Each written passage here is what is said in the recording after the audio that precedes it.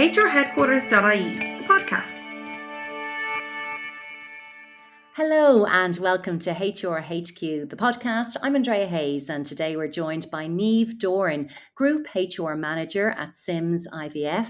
Niamh leads HR for one of Ireland's leading fertility clinic groups and has lots of practical guidance for employers on supporting employees through fertility treatment. We're talking about how HR can help staff navigate the fertility journey. And I want to start by welcoming Niamh and saying, Niamh, can you tell us a little bit about your role and how you got to be in your role at the moment?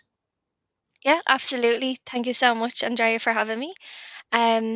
So I am with Sims since January of this year, and healthcare was completely new to me.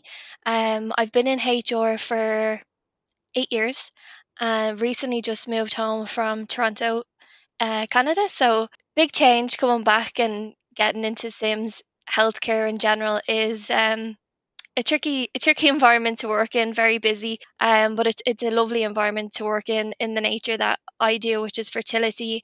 I say I work with absolute angels, so I'm very, very fortunate. And that really gave me my passion for fertility, was working there. I was, as a lot of people, completely unaware of fertility and knowing my body and how things work. And from starting in Sims, it's just, an absolute knowledge center of people who are passionate about what they do. And from the start of the employee journey, no matter what role you're in, you're brought through to the lab, you meet the doctors, you get to see how the magic happens down in the lab with making the embryos. So, you're really educated on the work that Sims do. And I think that's really what sparked my passion. And that led us as a business to develop the policy handbook that we did for employers to support their staff just like we do at Sims. And it's so important, and we're going to delve into that policy handbook. But moving back to Ireland from Canada, have you noticed maybe that employers in Ireland are more open to offering flexible schedules or time off or for fertility related medical appointments? Or do we still have a bit further to go in comparison to other people and places around the world? Yeah, what I will say is, moving back to Ireland, I feel like we're quite progressive in the workplace, which is good. I think we're a lot further along, particularly where I was in Canada, in Toronto. I think we're more employee focused, and employment law here is more supportive of employees versus Canada, for example. So there is a lot of protection for employees here, but the flexibility piece is not always so welcomed in companies. And we're getting people back to the office, and we're still kind of passing that hurdle. And I think that comes with its own challenges, and trying to navigate the flexibility with returning to the office and how people's work schedules have changed. We have excellent maternity leave policies in Ireland as a minimum standard, and I see a lot of companies offer higher than the standard that is legislative for staff. And fertility is really just the first step in that. So unfortunately, there isn't any legislation at the moment that protects employees going through a fertility journey. I know it was passed a bill was brought forward to the Shannon in 2023, and it was passed, but it's not yet come into a law. And there's no sign of when that law may necessarily come into place. And I think the suggestion was to have employers give 10 days paid leave for someone who's going through fertility treatment. And it kind of coincided with, I believe, 20 days of leave for people who've gone through a miscarriage. So we are moving in the right direction, but we're not where we need to be. And I think as employers, it starts with us, and we make those changes, and usually then it has a domino effect, and we see it more and more in companies' cultures through us having these discussions. And I think, as you mentioned there, it is a liminal space. Change is in motion. Ireland has passed the Health Assisted Human Reproduction Act 2024 to regulate fertility service and expand access, but an employee in Ireland isn't required to offer time off or even the flexible scheduling for fertility related medical appointments at the moment. Am I right in saying that at the moment they're not required to offer Absolutely. it? Yeah, that's correct. Wow. Okay. So then if that's the case, then there seems to maybe be an employer policy gap in this area potentially. Like, is this an area where policy can make a really big difference? Absolutely. And again, it comes back to knowledge. So your knowledge is power. And if we don't have the knowledge about what's involved in a fertility treatment for employees, we don't even know where to start with creating a policy. But this, to me, having gone through the extensive searches that I have on this topic, feels like the natural first step of a maternity leave policy. And it's really just supposed to be a branch on top of current policies, similar to sick leave policies, about just creating flexibility for people to attend appointments.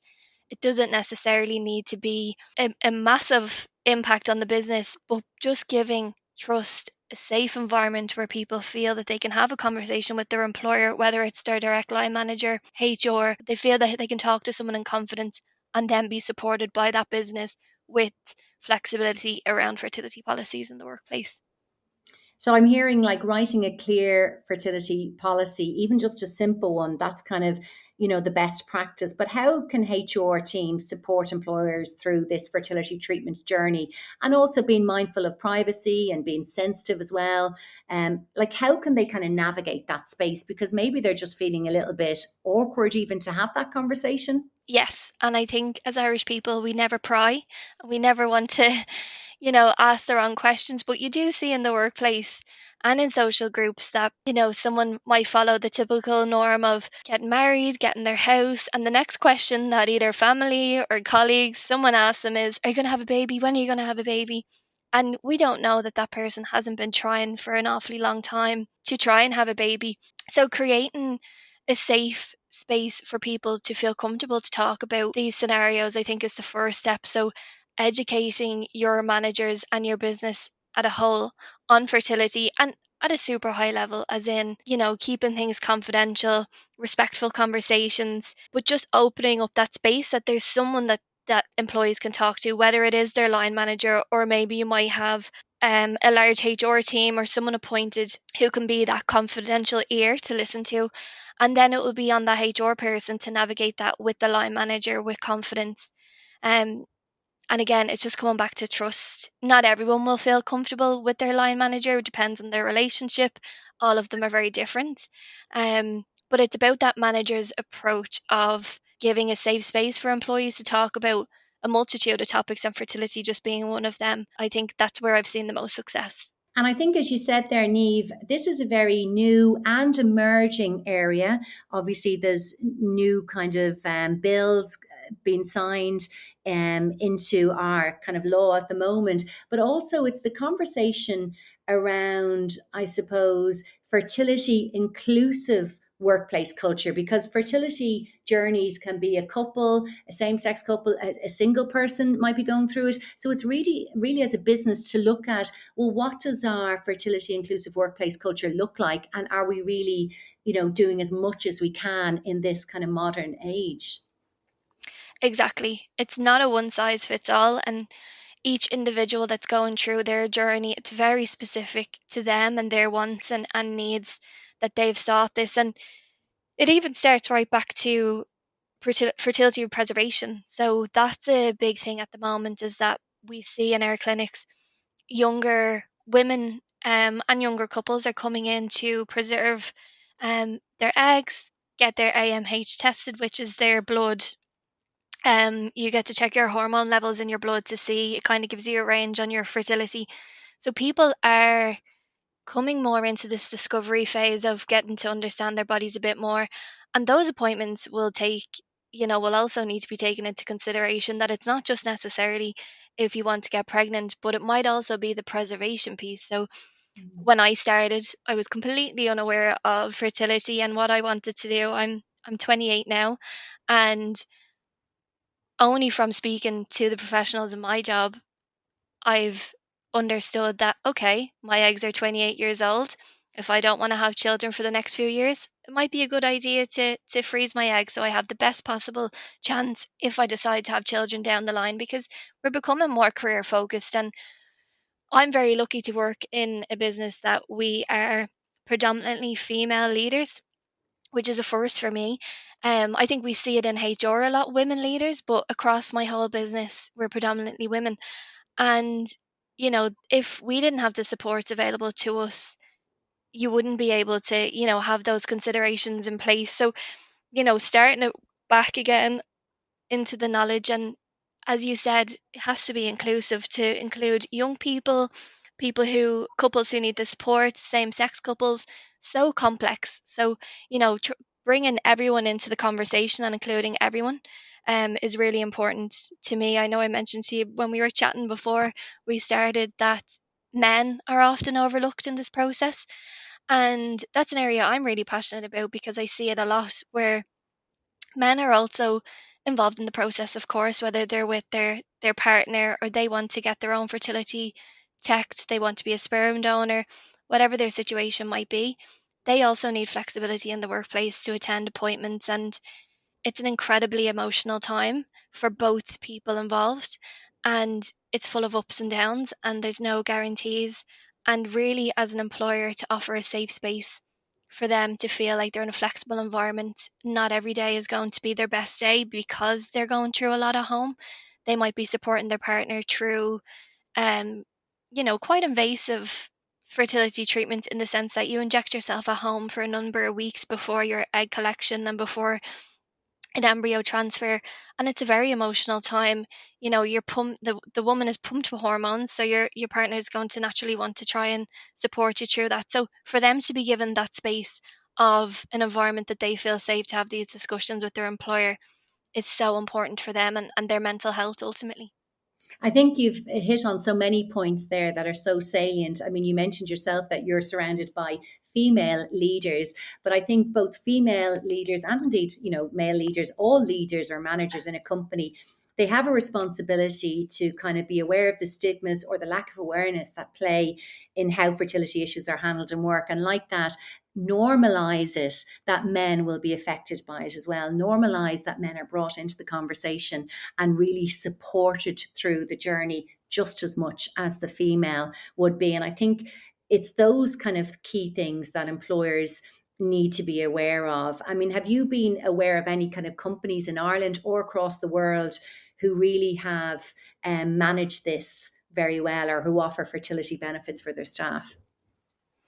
Yes, recently I actually learned, I did a conversation at Dublin Chambers of Women in Leadership in the Workplace, and I was alongside an amazing leader from LinkedIn, and she discussed LinkedIn's policies on fertility and how supportive they are by offering, the trusting, safe environment for employees to feel comfortable to seek out fertility support. So they have a policy in place that was created for flexibility around appointments. They've gone a step further, and I believe they offer financial support with fertility treatment, which is absolutely amazing. And I know that smaller companies may not be able to offer that support, but the flexibility is the most important part, and LinkedIn really display that they do that well. And it's so interesting and great to hear that LinkedIn are doing it. But if anybody's listening in, I know it's not just HR professionals who listen, a lot of employees listen. How can they advocate for themselves if their workplaces just lack clear policies around this? Perhaps they've never had a policy and they're not even having the conversation. How can you kind of bring it up to your managers to show them that this is very important, particularly for staff retention and just for the well being of the workforce? hmm Yeah, it's absolutely not always easy to approach a manager with such a sensitive topic, but I think people being vulnerable really helps drive a conversation. And whether it's yourself who's going through something, or you might know someone who's gone through a treatment, that you can advocate for them inside or outside your workplace, as in bringing in their experience and real life examples of the impact that fertility has on employees. And, if you know of places that do it well, to bring forth those ideas to whether it's your HR team, your manager, using something like our tool to has a jump off point. But I think it's just bringing awareness back to the conversation. So if someone is listening and they're passionate about it, to just, your knowledge is power, and to share it, you can't be shut down for just sharing an idea. So I think being vulnerable and speaking up for what you believe in, I think is important, and it's what started the conversation for all of us. And I think, Niamh, what people might be surprised about is that when you start talking about this and when you share your deeply personal story, you often find that the person sitting across from you, the office or your manager, be it a man or woman, they've had personal lived experience of this as well. So it's very, very common. And the more we normalize it, talk about it, can really help.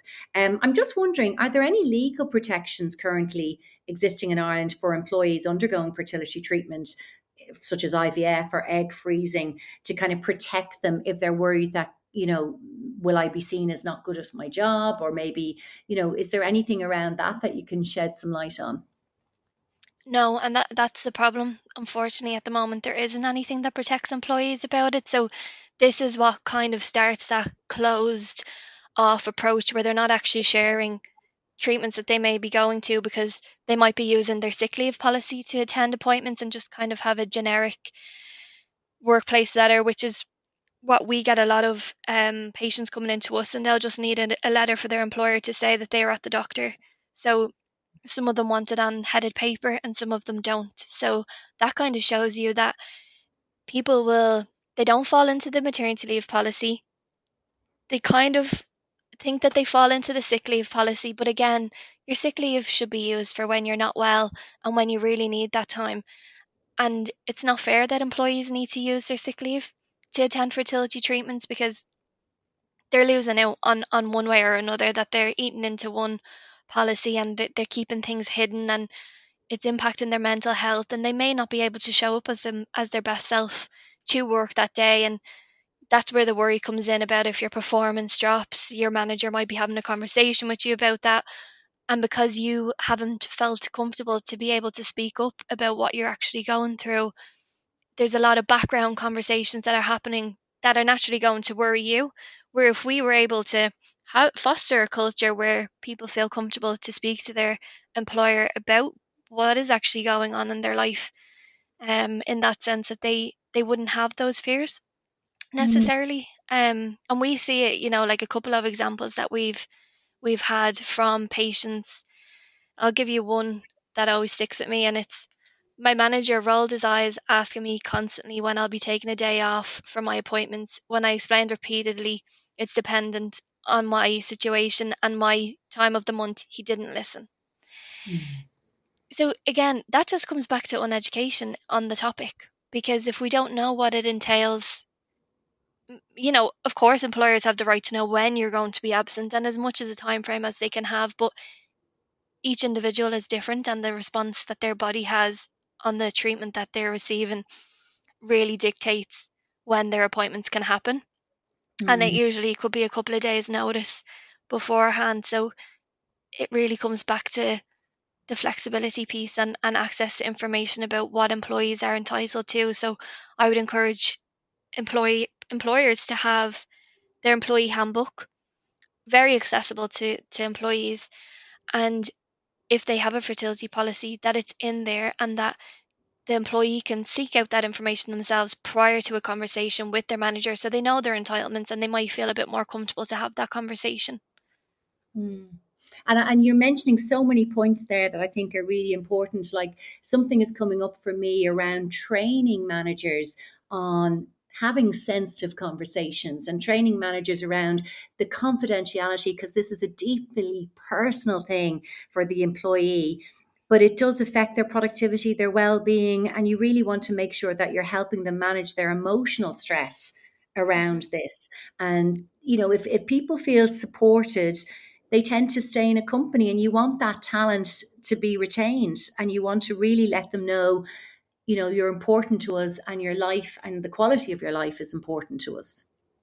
Absolutely. And I think it just shows in places that have employers that have this in place, it's a culture that they're fostering, that we not only care about you, but we care about your family and your life outside of work. And the companies' benefits are becoming more and more competitive in the market. Salaries are quite competitive. General benefits that employers have are competitive. But fertility, the likes of a fertility policy is going to set employers apart, because there isn't as many as we would like to see with these policies in place, and to support women and couples in the workplace with policies such as this will absolutely retain staff. And I think, having the confidentiality piece in terms of training managers, absolutely, they would need to be completely trained in a topic such as this, because it is so sensitive, and who they can and can't share this information with. It if an employee has come to them to speak to them in confidence, the last thing we would want to see is a manager kind of bring to the larger leadership group to say, oh, I think Niamh might go on maternity leave soon because I know she's in IVF treatment, Mm. when in theory Niamh might not ever go on maternity leave treatment, and or maternity leave, because we don't know how her treatment will work out. And that's and ultimately why people need to keep this so confidential, because we don't know the outcomes. It's incredibly stressful time. A lot of people keep this within their really, really small circle. Some people don't share it at all. It might just be the partner and themselves that are going through this, or they might be going through it on their own and have one or two people to support them. So people aren't so forthcoming with their journey. We see it more and more. I think I see on social media a lot now, people talking about their fertility journeys, which is amazing, because the more we see, the more relatable, the more people can relate to that. But at the moment, people don't want someone coming up to them in the break room to say, oh, how is your IVF treatment going? And, it's just, it's not the culture you want to create. So respecting the confidentiality of someone's um, treatment is ultimately so important, because we don't know where that future will go for them. Absolutely. And I think that again comes back to the training, the awareness, and that Yeah, sensitivity piece that we all have to have. So for HR managers, there's kind of a lot here, because for talent and retention, fertility treatment obviously can prompt people to stay longer. For that kind of productivity and well-being piece, you need to manage their emotional stress, and even the competitive benefits that you mentioned there. Offering fertility support is increasingly seen now as kind of being part of a family friendly benefit.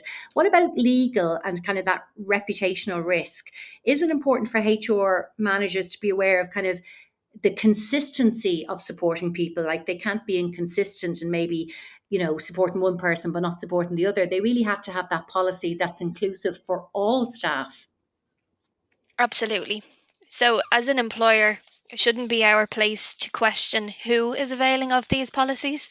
So certainly it needs to be really clear that it's accessible for everyone, because again, it can reach every single employee ultimately, depending on their situation and what they plan to go through. But right from donors and to people who want to start a family, preservation, it applies to everybody. So making sure it's extremely inclusive and clear that this policy applies to everyone. It's not just women, it's everyone that this could impact. And is there any kind of practical tips you can leave us with today? Like, if somebody's listening in and going, I haven't got a policy, I haven't even read a policy, where would they start if they want to kind of take action and really be more supportive and inclusive? Maybe they can reach out to you, or is there any kind of practical tips you can leave us with? Yeah, absolutely. I would say, as a HR professional, having a bit of education yourself in terms of going on to Sims IVF website, and very clear, concise information about what a fertility treatment can look like and the impacts it can have. We of course have our policy template there as a starting point for employers to download. It's completely free, and my contact details are there if there's any clarity needed. We've had a couple of webinars with different employers already to help them navigate, and it would be myself and one of the, either a nurse or a doctor, who has a conversation with the employer just to help them really get to that education piece. So implement a comprehensive fertility treatment policy would be my first tip. And on the back of that, to offer education and training to both employees and managers. And again, just creating an inclusive culture that's safe and respectful environment, that people feel that they can have a conversation about their personal journeys and their family status in the workplace. And as you mentioned, this is an area that is changing. Change is in motion. But I suppose before statutory change arrives, getting those templates in place, having those conversations are so important. Niamh Doran, Group HR Manager at Sims IVF, you've been so knowledgeable. I've no doubt we'll be talking to you again, because I feel this is an area that will continue to expand and develop. But for now, thank you so much for taking the time to talk to us. Absolutely. Thank you so much. hrheadquarters.ie.